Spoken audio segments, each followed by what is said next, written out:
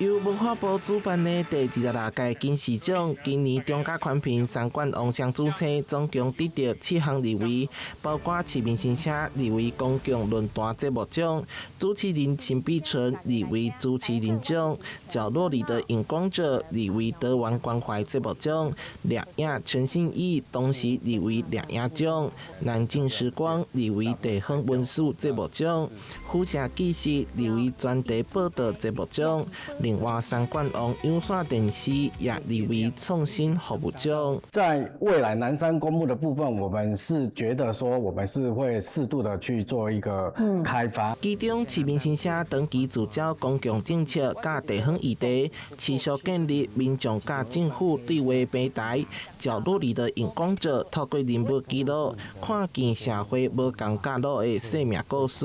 南靖時光深入探索台南文史甲庶民文化，虎城紀實以深度調查方式關注城市地理甲營銷發展，透過影像呈現地方上真實的樣貌。